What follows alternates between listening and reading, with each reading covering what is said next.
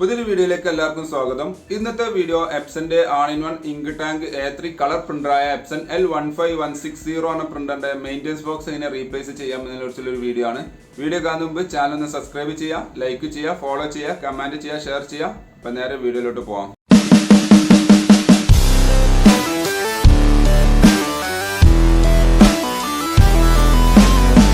എപ്സന്റെ L15160 എന്ന printer കുറേ print ചെയ്ത് കഴിഞ്ഞാൽ ഇതേപോലെ ഒരു എറർ മെസ്സേജ് വരുന്നതാണ്. ഇത് maintenance box end of the service life പറഞ്ഞാണ്ട്, അതായത് ഇതിൻ്റെ വേസ്റ്റിംഗ് ബോക്സ് ഫുള്ളായിട്ടുണ്ട്, അത് മാറ്റണം എന്നുള്ളതാണ് വരുന്നത്. നിങ്ങൾ എത്ര പ്രിന്റ് ചെയ്യാൻ ശ്രമിച്ചു കഴിഞ്ഞാലും ഈ എറർ മെസ്സേജ് പോകില്ല. അതിനാണ് മെയിൻ്റെനൻസ് ബോക്സ് മാറ്റുക തന്നെ വേണം. ഇനി നിങ്ങൾ പ്രിന്റർ വാറണ്ടി ഉള്ള പ്രിന്റർ ആണെങ്കിലും ഈ ഒരു മെയിൻ്റെനൻസ് ബോക്സ് എന്നത് വാറണ്ടിയിൽ വരുന്ന കാര്യമല്ല. അത് നിങ്ങൾ വാറണ്ടി ഉള്ള പ്രിന്റർ ആണെങ്കിലും അത് നിങ്ങൾ പെയ്ഡ് സർവീസ് ആയിട്ട് തന്നെ ചെയ്യണം. മെയിൻ്റെനൻസ് ബോക്സ് മാറ്റൽ വളരെ സിമ്പിളാണ്. നിങ്ങൾ ആദ്യം ചെയ്യേണ്ട ഒരു ഓതറൈസ്ഡ് സർവീസ് സെൻറ്ററിൽ പോയിട്ട്, ഓതറൈസ്ഡ് എപ്സൻ്റെ സർവീസ് സെൻറ്ററിൽ പോയിട്ട് ഈ ഒരു പ്രൊഡക്റ്റ് നമ്പർ എന്ന പാട്ട് വാങ്ങുക, മെയിൻ്റെനൻസ് ബോക്സ് വാങ്ങുക. പ്രത്യേകം ശ്രദ്ധിക്കണം, ഒരിക്കലും ഓൺലൈനിൽ കാണുന്ന ചിപ്പ് മാറ്റുകയോ അല്ലെങ്കിൽ ഡ്യൂപ്ലിക്കേറ്റ് മെയിൻ്റെനൻസ് ബോക്സ് ഇടുകയോ ചെയ്യരുത്. അത് പ്രിൻ്ററിന് കൂടുതൽ ഡാമേജസ് ഉണ്ടാക്കുന്നതാണ്. അതുകൊണ്ട് നിങ്ങൾ കഴിയുന്നതും എപ്സൻ്റെ ഓതറൈസ്ഡ് സർവീസ് സെൻറ്ററിൽ പോയിട്ട് ഈ C9345 എന്ന മെയിൻ്റെനൻസ് ബോക്സ് ചോദിച്ച് വാങ്ങുക. അല്ലെങ്കിൽ നിങ്ങൾക്ക് ഓൺലൈൻ വഴി ആയിട്ട് നിങ്ങൾക്ക് അത് വരുത്തിപ്പിക്കാവുന്നതാണ്. അപ്പോൾ ഈ കാണുന്നതാണ് ആ മെയിൻ്റെനൻസ് ബോക്സ് വരുന്നത്. ഈ ബോക്സിൻ്റെ അകത്താണുള്ളത്. ആ കോഡ് കണ്ടാൽ നിങ്ങൾക്കറിയാം C935 എന്നാണ് കാണിക്കുന്നത്. അത് സെയിം സീരീസുള്ള കോഡ് തന്നെ വാങ്ങണം. ഏകദേശം 2000 രൂപ വരുന്നുണ്ട്. അപ്പോൾ അതിന് ആദ്യം ചെയ്യേണ്ടത് ഈ 2 സ്കാനർ മൊഡ്യൂൾ ഇതേപോലെ ഓപ്പൺ ചെയ്യുക. 2 സൈഡിലും പിടിച്ച് കഴിഞ്ഞാൽ നിങ്ങൾക്ക് ഇവിടെ ഗ്യാപ്പ് കാണാം. അത് വെച്ചാണ് നിങ്ങൾക്ക് എന്ത് ചെയ്യുക, ഓപ്പൺ ചെയ്യാം. മുകളിലോട്ട് പൊക്കുക. 45 ആംഗിളിൽ ആ സ്കാനർ മൊഡ്യൂൾ ഇങ്ങനെ നിൽക്കുന്നതാണ്.